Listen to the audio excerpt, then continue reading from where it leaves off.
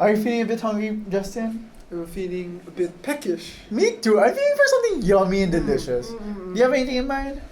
Something seafood. Maybe. Actually, my new favorite Japanese-inspired takoyaki is now here. It's a combination of takoyaki, yakisoba, and donburi meals, catering their customers for the delicious and affordable Oishi experience. Visit them at 3rd floor Expansion Wing, Festival Mall, Alabang. For you to try and enjoy your takoyaki experience, use promo code TACOSAGA for 15% off on takoyaki. Again, TACOSAGA for 15% off. Use promo code TACOSAGA for 15% off. Again, use promo code TACOSAGA for 15% off on your next takoyaki purchase on selected areas.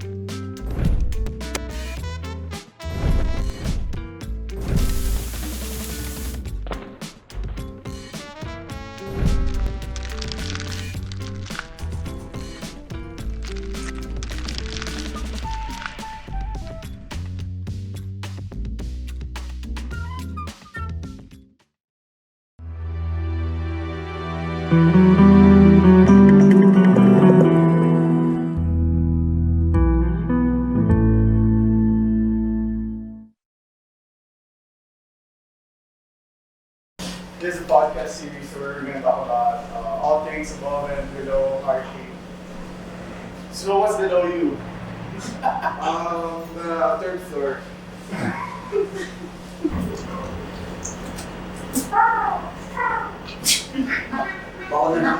Baka na naman ito eh. Sir Jojo. Sir Jojo. Wow. Hey Justin, how are you this week?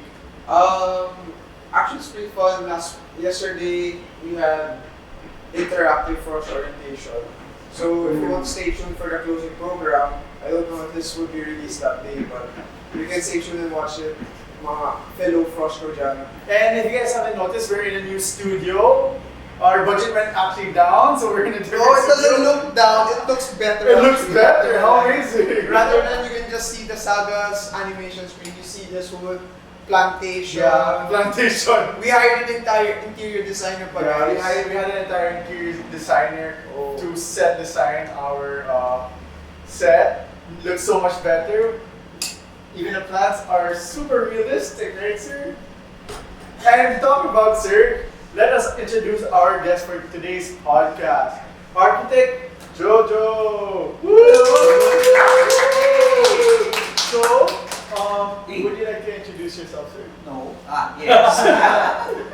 Hello, I'm Jojo Guiterrez and I teach you guys. I teach in the De La Salle College of Saint Benilde Architecture Department. Yay! What courses do you usually teach?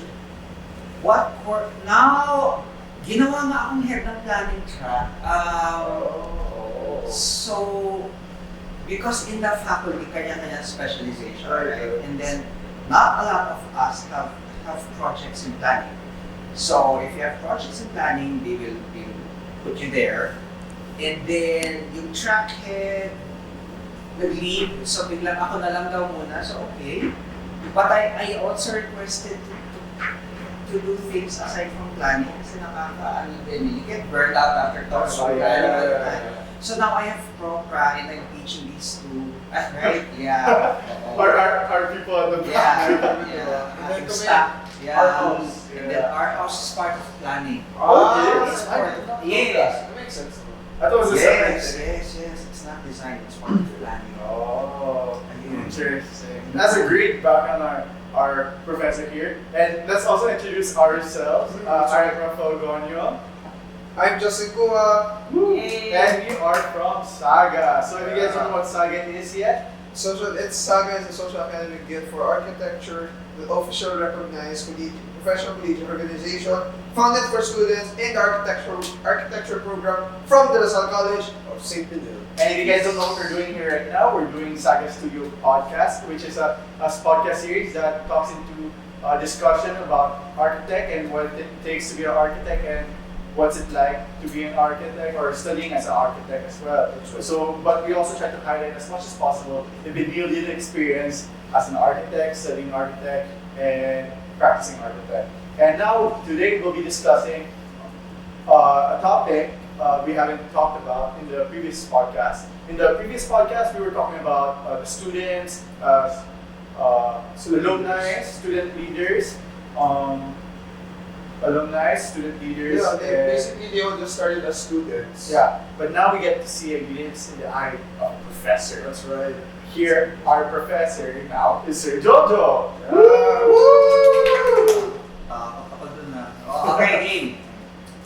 Okay, so Sir Jojo, may I ask, what made you want to pursue architecture? Obviously, nagtulong ka. Hi. So what started all, everything? Why I decided to become an architect. Yeah, what's a big bang? Yeah. Oh, question ko yun sa kanila eh. In my class last week, di ba I asked, are you serious about why in God's name do you want to become an architect? When did you decide? At what age? A lot decided, di ba, senior high? Right. Mga ganun eh. Ako without any intelligent reason, I decided to become an architect grade 3. Grade 3, that's so young. It's bad, no? This is the stupid reason behind it. I had a friend. His name was Weiwei Francisco, back in grade school. And dalawa kaming magaling sa penmanship. Okay. And then my friend said, I wanted to become an architect. Why? Because I have good penmanship. And then sabi ko, sige, ako din. And then he became a dentist. So since grade 3, I kind of had my mindset. I don't know if that's good or bad, but there's really no intelligent reason behind it. It's one of those things I do not know. And then, no architect in the family. I have an uncle, kaya din daw siya. But yeah, so ganun eh. Sometimes you don't have to have a good reason behind it. Right. You just gravitate around. So you were like grade 3? Yeah, and then I told my mom, and then they said okay, and then ever since, sige, I want to become an architect. It's parang a program ko na yung mind ko that I will become an architect. Yeah. And that didn't like vary since you were like grade 3. Well, when I was an architect, biglang ayoko na. Diba, there will be times na I don't like this shit anymore. I'd rather cook or, there was a time I wanted to, I was already practicing it. What? Ano kaya if I become a dive master? Hindi kasi ayoko na eh. Or what if I study culinary, I become a chef? It's may ganun eh. But all throughout high school, talagang, I remember in my batch in high school, there were 2 or 3 of us. Tinuloy namin. So wala nang no changing of minds. Talagang namuuna na kami. Wala pang senior high na so we took the traditional grades 1 to 7 and then the high school 1 to And then so when we had drafting class, those of us, yes. So those of us who wanted to become architects, we were already good at it. We were already good at having the P-square, making isometrics and all of that. Sanay na kami. Because we knew that we were going to do that. So medyo naging serious na kami doon. Out of the 3 or 4 ang practicing na lang ngayon, 2 na lang kami. Yes. The others, I don't know what they did. Nawala na lang. Buhay pa naman, but at least yung dalawa kami, my batchmates, John Pangilinan and myself, we're still doing art and we're both designers. Because a lot of, ilan kayo sa batch nyo? Like ilan kayo na? 1, 2, 3, 4, 5, 6. Just my best guess, those of you who will end up in hardcore design, baka 2 lang. Well, what do you mean by hardcore design? Meaning you're designing, the rest might end up in project management, the rest will end up in construction, the rest will end up designing furniture, the rest will do something else. Interesting. Yeah. I never thought to do Yung, that. alam mo yung, I graduated from UP, Yes. 92. Yung cum laude namin, nag-number 2 sa board exam. Ang business niya, after he took the board exam, nagtitinda siya ng sako. Sakto.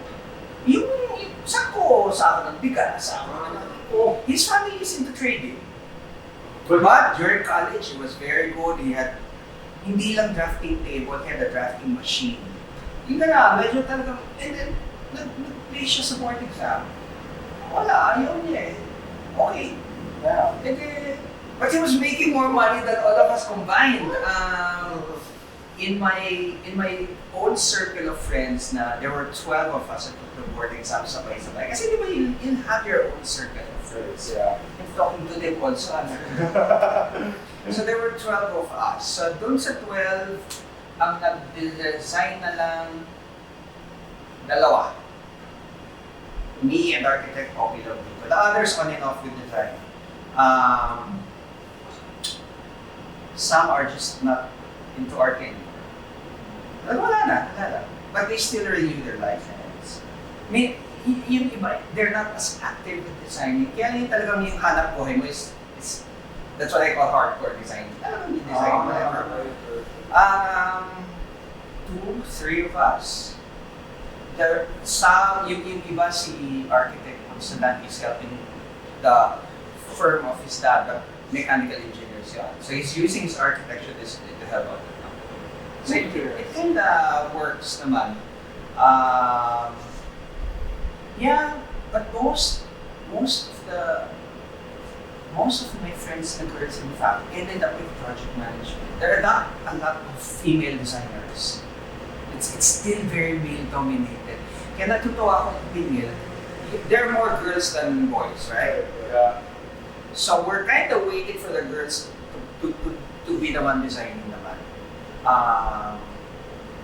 It's still it is still a very male-dominated industry, especially when you go out on the field. If you choose to go to the field.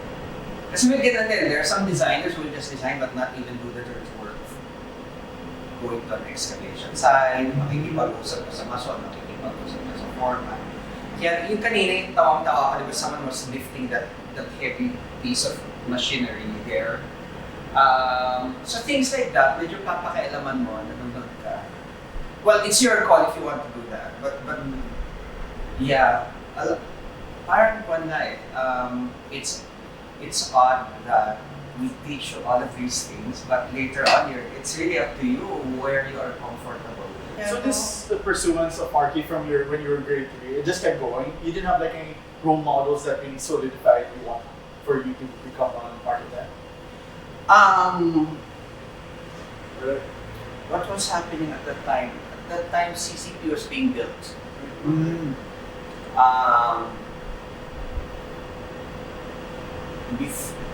At that time, trying to recall the context, like CCP was being done. The Makiling Art Center was being built. Mga bago to, Benilde projects to. The Coconut Palace, things like that. So naturally, you'd be looking at Boxing, Manyosa, the usual names. Buhay pa sila noon, they were still active in their practice. I was kind of looking at that. But I wasn't really so serious about the business of designing. Yung factors. Yeah. It's just that kasi you remember I was born way before the age of the internet. So we were just looking at what you would be publishing in physical newspapers, and then we would. When I was young, we would drive around Ross Boulevard. Kasi bago pa ang CCP noon. Right. That's how old I am. We would watch concerts at the Folk Arts Theater. I think it is a church now. So, well, I'm happy na ang first physical exposure ko was Locsin and Manila.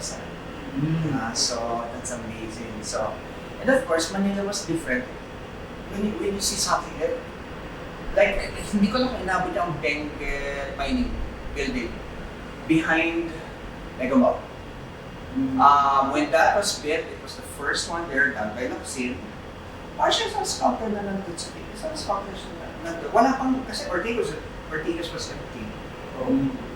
So, yun yung, it was just making me think lang. But, again, decided na ako eh. So, yeah. I was pretty much decided. No way na papasok sa mind ko medicine, law, or what have you. It was just art from grade 3. From the very start. Yes. From the very So it was passion that pushed you all the way. No, nothing intelligent. Nothing. It was just I decided, and eventually I learned to love it. Okay, I learned. I grew into it, I guess. Maybe it's because my mind was set that I would become an architect. Medyo odd, ano? In fact, I don't even know why my own friends decided to become architects. If I ask my students now, it is because some of them have relatives who are into construction. Some are quite iffy pa, but I said that's okay. Then you use your discipline in art to pursue whatever it is that you want. That's okay, yeah. Yun. Di nyo alam yun, ano? Nagulat kayo sa answer ko. Yeah, I was not expecting something like that. Is that like an aha moment? Yeah. No, nothing intelligent. Now that you're a professor, when you were studying, did you have any like challenges as a student that you wanted to address or overcome as a professor? Like when you were studying, you found it difficult to understand professors, and now you're a professor. Were you able to like relate and No, iba yung context when I was studying it. Because remember, I came from UP. I came from UP Diliman. I'm gonna split the student life from teacher life because they're just different worlds. So I studied in UP. I entered 1992, and then ang system in UP for the GE subjects. You sign up and you don't know who will be your prof, you do not know who will be your classmate, sometimes you do not know what building. You know it's in Diliman campus. Kasi you can sign up in Diliman and end up taking your subject in UP Los Baños if you wanted to. Yeah, pwede so naman. far?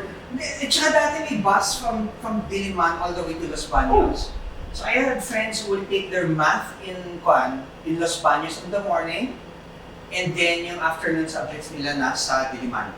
Kasi mas madali ipasa yung math sa Los Baños. Hindi ka na, ikakalaw yun na yun. yung prof, so paano ba natin? Generally, yes, because the math department in Los Baños was smaller. So the, okay, ang difficulty natin studying na example are physics, engineering science, and math. Ang classmates mo na math major, ang classmate mo physics major or civil engineering majors. And your prof will treat you as if yun ang major mo. Wow. So, kaming mga magkakaklase ng archi, nakatingin talaga ng gano'n. Subuko mo talagang intindihin. Tapos, 3 hours na hindi mo pa din alam. Tapos, basta naman ako eh, parang gano'n eh. That is hard. Talagang hindi nosebleed eh. Talagang mamamatay ka na. But that was the difficulty kasi, boy, you better pass. Kasi, pag sumabit ka sa sabit na iba mong subjects, the upside naman, interesting, halimbawa may elective. May selected na elective eh, humanities. It was Philippine art. Art Studies Department. All of my classmates were from the Humanities Department, so when they were talking about Philippine art, nangalam din ako because how come you knew all of these things? Kaya lang when it came to usapang architecture, ako na yung boss ng class, di ba? So, that was interesting kasi that sort of interaction na I respected them for what they knew at that young age. Kaya lang pagdating sa Philippine architecture about, ay, hindi nyo alam to. Ako may alam nito. Kahit naka-isang history lang ako, I know more than you guys. And then, so those were the interesting things. I'd say I was fortunate in UP because it wasn't academic trauma that na dinaanan namin eh. Iba ang challenges eh. Instead of end, okay, so it's more of challenging na we just kicked out a Marcos a year before, right? And the pagpasok mo sa UP, it was the first Aquino one, it was the first Aquino term, and there were a lot of expectations, but at the same time, mas positive. So there was a lot of hope. So even if may mga activists on the side, it wasn't so, nothing much to, ang pinag-uusapan niyo lang nun was the US bases, or for it or against it, mga ganun ang mga usapan nun. But as far as professors are concerned in UP, generally I was happy with the bunch that I got. Most of them, they're really, the difficult subjects, willing to debate naman yan eh. And kung hindi mo maintindihan, tanongin mo, kung mag-away kayo, gano'n. Now translate that to me being on the other end. So now I'm teaching. Did it affect your teaching methods? I had good teachers, so yung good teachers ko, gagayahin ko eh. Yeah. So ganun eh, ganun. But aside from that, being a teacher in Benilde, in any LaSalle institution has a different hugot as far as I'm concerned. Like, saan kayo high school? CSA. CSA. Jubilee or Jubilee. AC. AC? Cebu? CSA. US. Okay. No one from LaSalle, no? Okay. No, that's okay. No, because I grew up in a LaSalle system. And I was pretty close with the brothers. I hope you get to meet some kukunti na lang sila eh. So, well, of course, the patron saint, all teachers is in LaSalle. So, off classes, sometimes you get to mingle with the brothers and they're excellent teachers. And then, parang doon ko napulot what does it mean to become a quote-unquote, to become a mentor. Because a lot of brothers were not my teachers, but they became my friends, and then until now, I would consult with them, whatever, and then they would guide me. So parang yun yung context na pinapasok ko ngayon. So I'm hoping that whatever I napulot ko from dealing with the LaSalle brothers and also being a student from UP. So yun ang medyo ginagalang ko yung context now. It's partly, yeah. So how do you approach your students now? They're from the context of Binubuli ko sila. No! Oh, wow. How do I approach? Okay. I think of an art student wanting to become an architect one of these days. One of these days, you guys will take the board exam before you get married, di ba? So you're looking at 4 years from now. So, just like me, when I was a student, I would look at my teachers that they're practicing architects. So, how do I guide you so you become, not become like me? You have to be better than me. Because I taught you how, if you don't become better than me, then nakakahiya kayo. Because I'm already teaching you everything that I can. So, whatever mistakes na makikita nyo na ginagawa ko, dapat alam nyo din.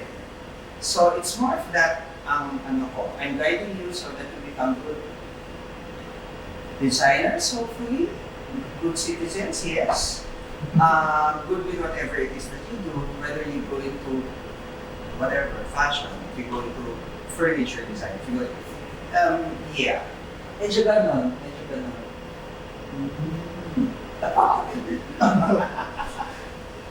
Interesting. There's incoming students who are fresh right now. Yeah.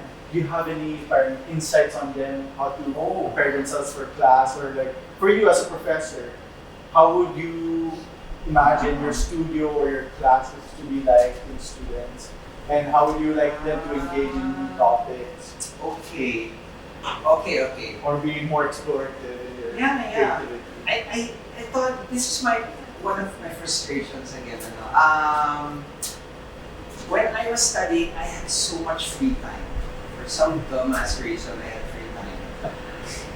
I studied college for 6 years kasi masaya eh, delete ako. I wasn't doing RT. I mean, my mind wasn't on architecture all the time. I was very active off campus. In this, I mean, not with academics. Like during college, I was with the UP Mountaineers. So we would climb mountains, we would explore what have you.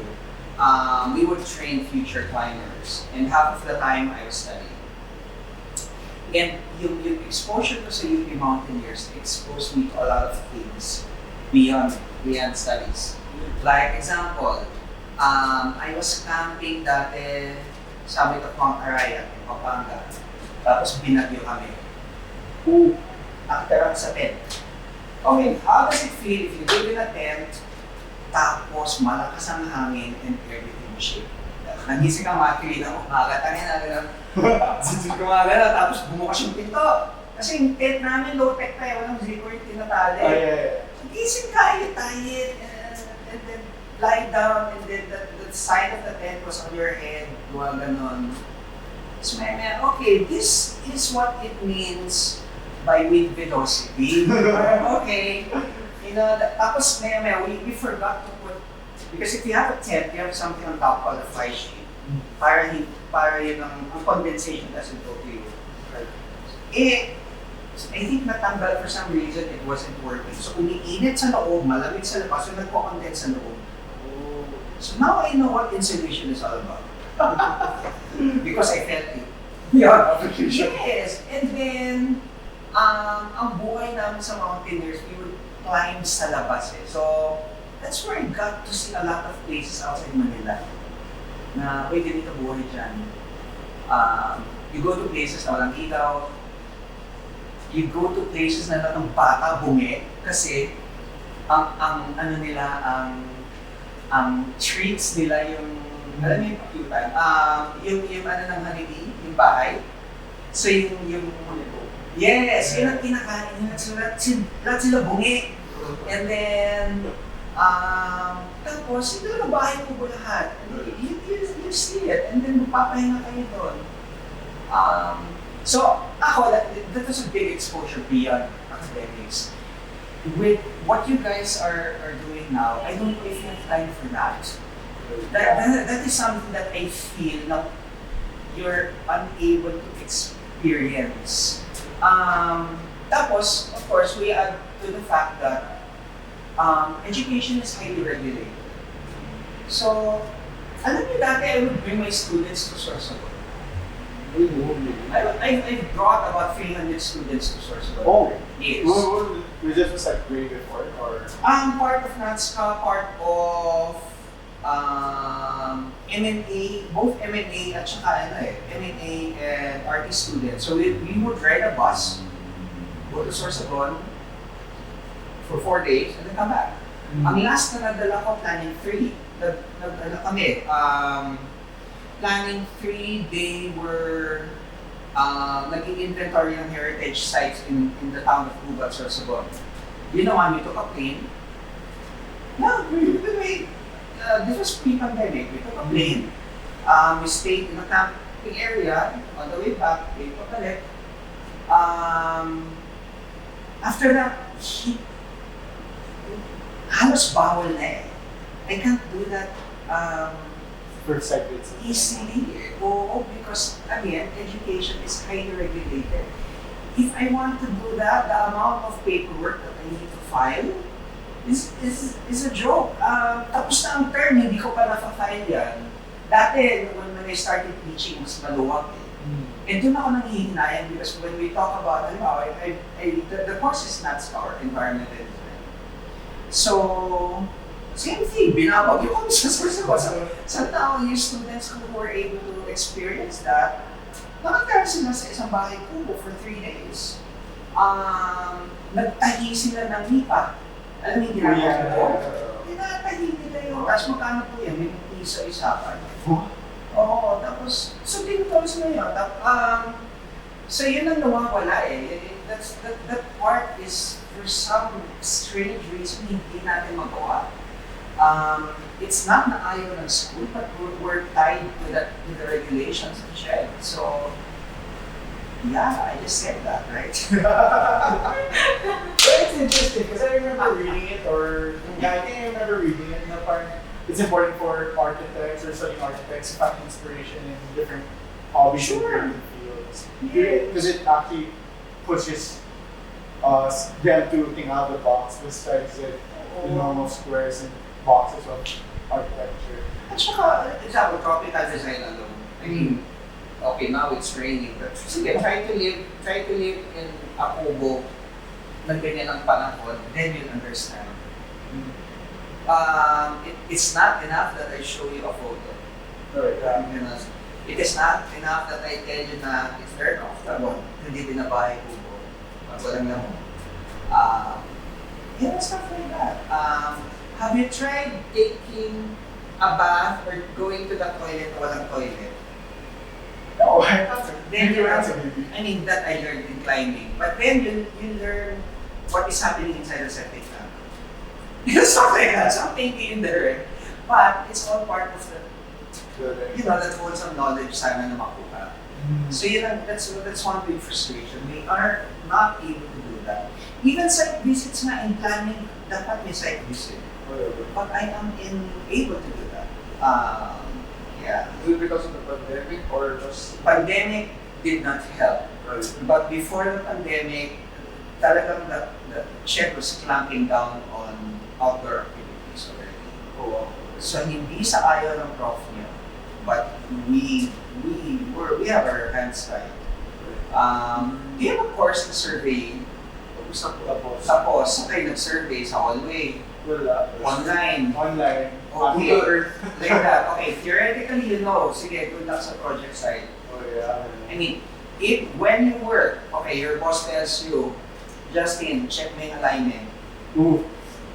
I don't even know. And then, mabubodya kami ng boss mo because we just started that. Then, pwede yun ha, that can happen to you.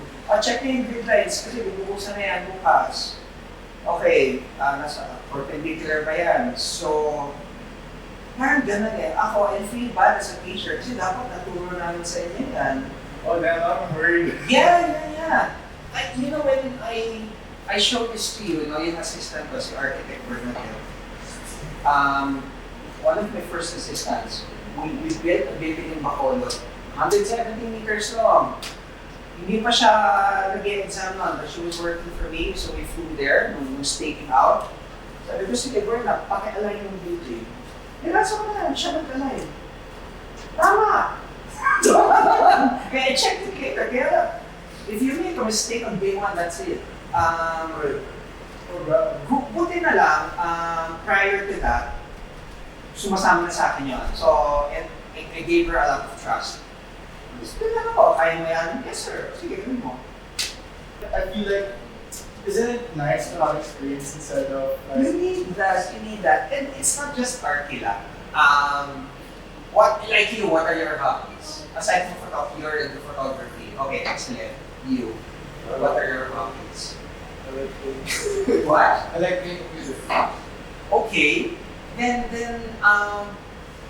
ano din eh, like, okay, if you look at my FB page, and di ba may title doon what they do? I say I'm an architect minsan, most of the time. Kaya very, very, yung statement din, malaki ang ugot nun eh. Meaning, even kayo okay, you will become architects, but don't make it 100% of the time. You need something else to either sustain you, it can give you inspiration, it can validate what it is that you're thinking, or it can add to your knowledge. Do you know that Loxin was a piano major before he became an architect? Yes.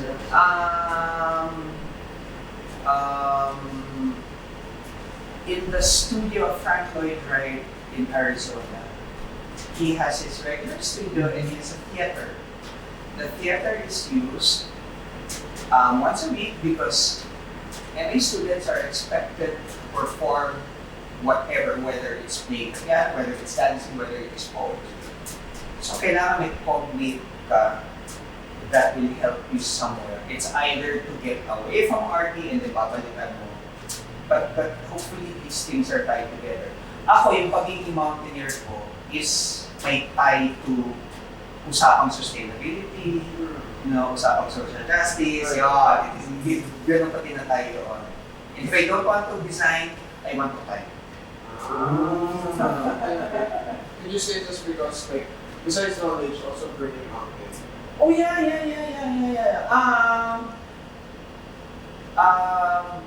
It's scary, ha? I hope it does not happen to you. But if you get burned out, it's really, especially if you get burned out, tapos ito lang ginagawa mo.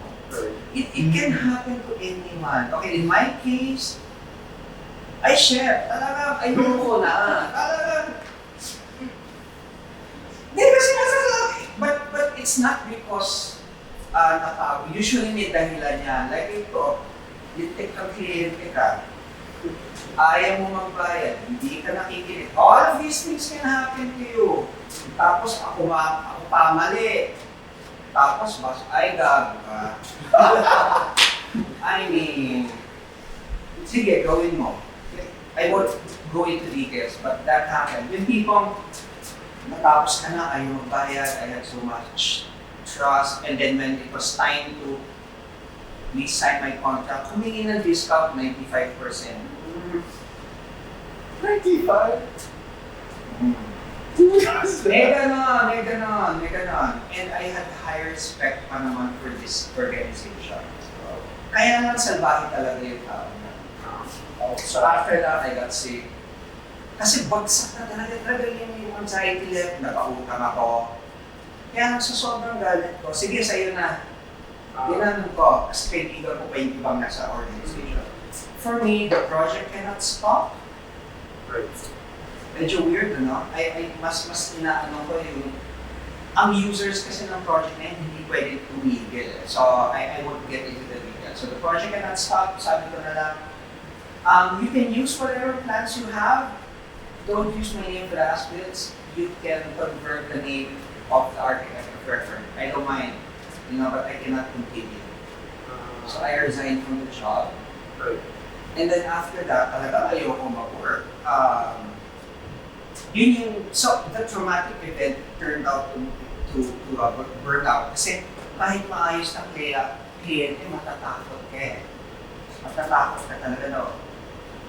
Ganun, it can be that, I hope it doesn't happen to you. Right. Kasi I was playing it safe all throughout. Tapos, everything that I would teach in program 1 and 2, ginagawa ko. Tapos, ginago pa din ako in the end. So even decent projects, it was difficult to get myself to work. Hindi yung masasabi mo, let's set this aside, let's talk to this better client. Kahit yun, ayoko na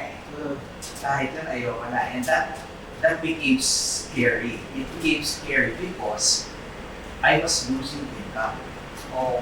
I was losing income. And then I was living on my own. I had 2 kids at the then. And then, so even if I had work, I would pass it off to someone. Pamimigay ko yung project sa kaibigan. Okay na magtuloy. Eventually, I don't know what happened. Eventually, I went back. Slowly. But, I forgot what I was talking about. Ganun ka-traumatizing yun. It can be that sad. But fortunately, there are other things that kind of kept me afloat. And so you have to pace yourself, be very careful. Anong lessons learned? It made me spot clients better na ito, wala nang kwenta to. Hindi ka na ito tuloy. Mga ganon. So, I had a gut feel. I should have listened to that more. I have a question. Yeah. Since architecture during your time was a lot different from our architecture now, and how you apply it. How can you say, how can you describe this difference in it? Like from your time and our time now? Oh, you have better materials now. You have more options now. Your information is readily available. That can be good, that can be bad also. we're heavily dependent on computers and apps, good or bad. It depends how you use it. I grew up traditional yung drafting. Even our erasers had motors. Walang battery na, lagyan. Yun. I worked for Manyosa, the eldest of the Manyosa brothers. And everything was just drafted out. Even while studying, we did not, everything was kind of perspectives, creating your shadows, everything was computed. And for me, the time you use for computing, the time you use for setting up, yung table mo kasi talaga lalagyan mo ng projection lines yun, kaliwat kanan. So, all of the time, even sending your paper so that to which is P-square, setting up monitor here, medyo essential yan because kahit paano you're able to reflect before you get into the work. Sometimes nakakagulat if you have, let's say you want to create a shadow in a perspective. As simple as SketchUp, kaya mong gawin. Yeah. Dati hindi eh. So you try to visualize it first, even before you draw out something. So, how are the new designers now work very fast? Right.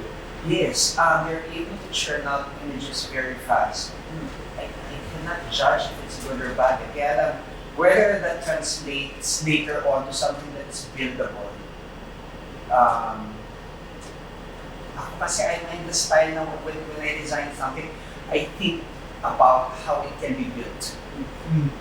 So I think that's one weakness of the younger designers. I don't know if it's because of, well, lack of experience could be one, but visually kaya nyo gawin.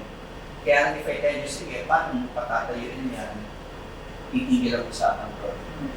So, yes. So you have to take it, even if everything is available to you right now, you have to take time, but then, that's the scary part now. Everything is with you kaagad. I'm not sure if that's good or bad. I don't want you guys to depend heavily on all of the information that is on there. Diba? So medyo take time to think about what it is that you're doing. That is so important. Inom muna kayo. You talked about like we used to suggest that students need to, besides just focus on RT, you need to focus on other things like their hobbies and whatnot. Okay. Yeah. So that's like a tip number one. So Yes. are there any other tips you Yeah. suggest as students? Okay. Yes, never forget your social sciences, never forget your humanities. And alam mo, the work that we do is very public. That's true. Ilalagay dyan eh, you will be judged. So if that doesn't work because the people either visually they do not like it or it doesn't work, that's on you. Right. That is on you. What's your fault? Maybe you did not observe much. But there's no shortcut to that. It's really just going out in the field and observing. That's my design principle. Example, pagpapadesign, like next month, kami ni architecture, may kailangan gawin sa Palawan. Pero hindi tayo magbibigay ng proposal unless inapakan natin yung 1 hectare na yan. It's a 1 hectare site, may topography map. If you're an artist, kaya mo gawin yan. But sabi ko, let's not even give our price unless we see all of the trees that are there, unless we walk that 1 hectare. That's not even a project. We don't even know if it's doable. So let the client spend for us flying. Ano yan? Duty na ng client mo yun. You want something good, you have to spend for it. That makes sense. Oo, hindi naman namin sisingilin ng fee, but just cover our expenses. And then start talking to, halimbawa, yung community. Kasi ang project namin is 1.5 hectares in a certain community outside Port Princess. Still really big. Malaki yun eh. So even if the development area is small, you have to know what's around it. So if we have a chance to talk to, if may nakaset up na doon, start talking about In the context. yeah, then, but those things you don't know unless you step on the ground. That's true. No way, maybe. But be warned that there are architects who do not go to the site. And they design and they charge more than I do. May hugot talaga eh, no? Nakakainis nga eh. Tapos, first week on the job, may additional orders sila kasi hindi makita. But, stuff like that. Problems will come out once people start using your work. Which makes me anxious now because the last project I did na medyo malaki, it's a school in La-College. Ngayon nang ginagamit, hindi ko mabalikan pa. So I don't, kasi hindi pa rin face-to-face. So slowly ang pagpasok, so hindi mo ma-evaluate. Ganon. So, it's kind of making me nervous. So ganon. That's interesting because usually in our architectural design studios, Yes. when we try to find out the context of our sites, it's more on like the usual maps, the transportation, the neighboring buildings. You always look at your sandbag, di ba? Yeah. Dyan palagi It's yan eh. you always that, but it's You hard. but you don't know what's happening with the Yeah. people around you. The humanity side. The humanity context. Yes. Kasi, it's funny, isang project ko sa Palawan, Coron. Doon sa kwentuhan namin, doon namin malalaman na ang bakal doon hanggang 6 meters lang. Oh. Hindi pwedeng 9, hindi pwedeng 12. So, tapos ang gravel doon, regulated ang DNR. So eventually, yung knowledge na yun, hindi sa I changed my design, but we were able to advise the client that ito ang dadaanan natin. So, may extra cost yun. And ako, I'd say it is our duty to know these things. Right. And advise. Because you have a client, aasahan ka niyan eh. Aasahan niya na. That's one more thing that for some reason, ako ang attitude ko, dapat alam niyo lahat. That's true. Weird ha, kaya na I napulot ko yan from one former professor. I mean, di manahan. He just knew everything. So same thing na I expect everyone to know everything. What about your site? Saan okay kumain dyan? Saan hindi? Even that lalabas yan sa usapan eventually. So just become curious and then try to find out all of this kalokohan on the site. But it's fun ha. I mean, again, kung type nyo yung lumalabas ng site, then go ahead and do that. That's around it. Kasi tayo sa Procto, yung sasabi mo, parang restricted kasi siya. Kaya, hindi siya doon nakakabisip na mga lugar. I like what the conversation is like to really practice and study architecture. It's really a methodology of like being curious, like finding inspiration from site visits, the context of the humanities of the Yeah, you site. don't learn that from ROTC. Hindi ganun yan eh. Hindi ganun yan eh. Yeah. And that's the difficulty now. I feel, ako kasi frustration ko yun as a teacher. I think we should go out more often. Go out guided. I'm not talking about, apprentice. Not even that subject eh. Yeah. There's just so much more that you can learn. Sayang lang. Sayang lang ako. If we talk about transport planning, sige, take the jeep, halimbawa, or take the bus to Bicol. Something like that. Have you experienced using a toilet in a bus terminal? It's gonna gross you out. But things are like that will eventually help you with your design. So your biggest tip would be like to explore. Yeah. Be curious. Be curious. be Yeah. Just ask around a lot. Ask a lot of questions. Try to snoop into everything that pwede mong pakialaman. Because later on, may mapupulot ka dyan. That will hopefully, if it helps in your design, then good. If not, then it's just good knowledge. That's true. Sayang eh. I like it because like you're pretty much learning doesn't stop in the classroom. It I goes know. way beyond that. Okay, so we're back. We had technical difficulties because it started to really hard and a little bit noisy because of the rain. But now we fixed up the studio so it's now well lit.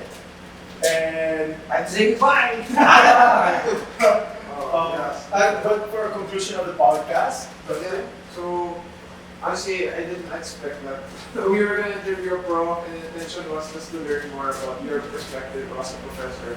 But it came out as more of like architecture than the profession. Yeah. And I guess like being more the lifestyle and how we try to survive in this industry. industry. Yes. We 100% appreciate that, sir. Especially to our viewers who are most likely fresh or incoming students. Yeah. So this would be like a really great insight. If you actually learn from a Benilde professor already beforehand, you get to see how you can take advantage of the face-to-face setting you guys are coming to and those students who are not face-to-face and still going to the online setting. You now know what to take advantage of and what you should be looking for. What we're missing out. Yeah, what they're missing out. Yeah. And I think that's a beautiful, what do you call this, conclusion to this podcast. Do you have any last things to say to our viewers? Oh.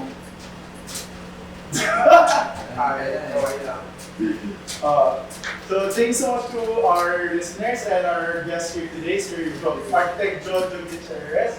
He'll be your professor in the field. Hopefully. That means professor to look forward to. Yes.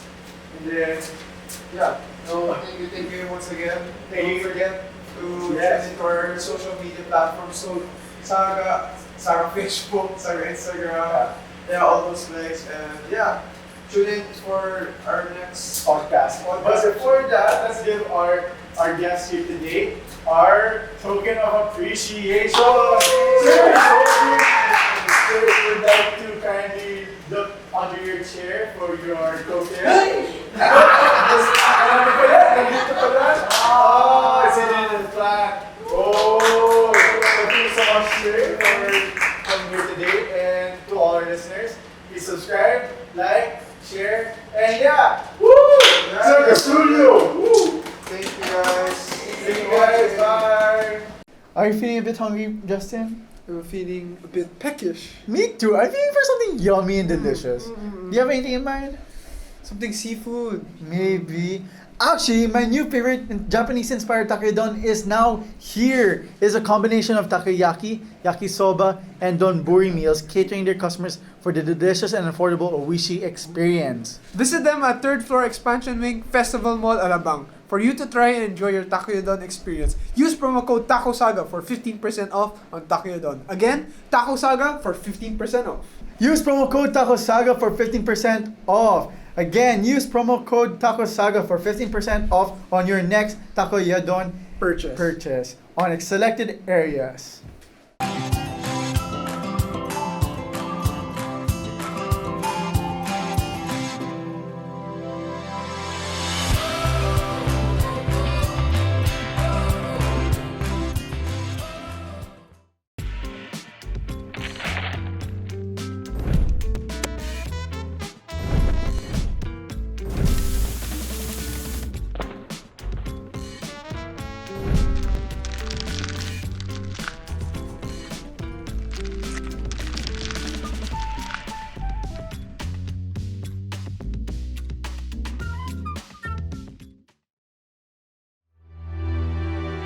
Thank you.